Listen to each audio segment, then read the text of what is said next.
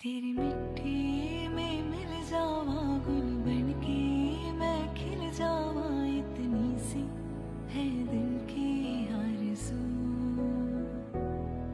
तेरी नदियों में बह जावा, तेरे खेतों में लहरावा, इतनी सी है दिल की आरज़ू। है मेरी ज़मीं अफसोस नहीं, जो तेरे लिए सौ दर्द सहे, महफूज रहे तेरी आन सदा, चाहे जान मेरी रहे न रहे। महफूज रहे तेरी आन सदा, चाहे जान मेरी रहे न रहे। है मेरी ज़मीं महबूब मेरी नस नस में तेरा इश्क बहे, फीका न पड़े कभी रंग तेरा, जिस्मों से निकल के खून कहे, जिस्मों से निकल के। हेलो बच्चों, आप सभी को स्वतंत्रता दिवस की हार्दिक शुभकामनाएं। आज 15 अगस्त है।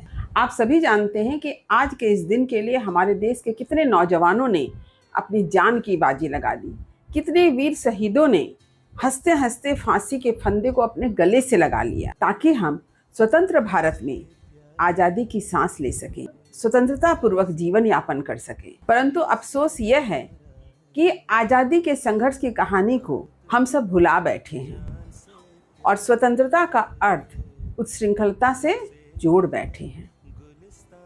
स्वतंत्रता का अर्थ उच्छृंखल होना नहीं है, बल्कि स्व के तंत्र में रहना, स्वयं के अधीन में, स्वयं के नियंत्रण में रहना है। आजकल बच्चों में देखा जा रहा है कि स्वतंत्रता की दुहाई देकर वे अनुशासनहीनता को अपना रहे हैं। 15 अगस्त स्वतंत्रता दिवस मनाने का दिन तो है, परंतु इसके साथ ही साथ प्रतिज्ञा लेने का भी दिन है। और क्या प्रतिज्ञा ले सकते हैं कि अपने अपने कर्तव्यों का ईमानदारी और सत्यनिष्ठा से पालन करके खुद को बुलंदी पर पहुंचाएंगे। इसके साथ ही साथ अपने देश भारतवर्ष को भी बुलंदियों तक पहुंचाएं। यह हमारा कर्तव्य होना चाहिए और इसी बात की हमें शपथ भी लेनी चाहिए।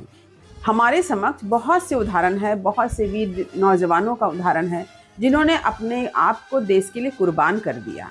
परंतु वर्तमान समय में हमारे समक्ष colonel Sofia Qureshi, wing commander Vyomika Singh और अंतरिक्ष यात्री शुभम शुक्ला प्रत्यक्ष उदाहरण है कि उन्होंने अपने देश के नाम को क्या किया है, गौरवान्वित किया है, अपने देश का नाम जो है रोशन किया है और उन पर हम सभी देशवासी को अत्यंत गर्व है।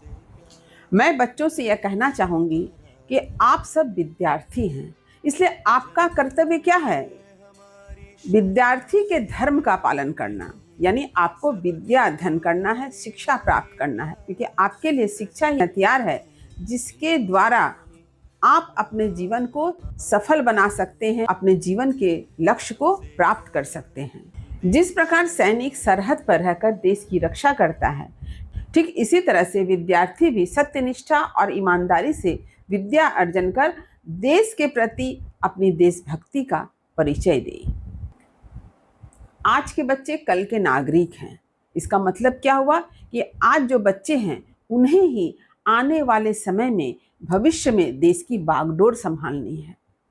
तो देश की बागडोर को संभालने के लिए आपका शिक्षित होना अनिवार्य है, ईमानदार होना अनिवार्य है और सत्य निष्ठा से अपने कर्म को करना भी अत्यंत जरूरी है।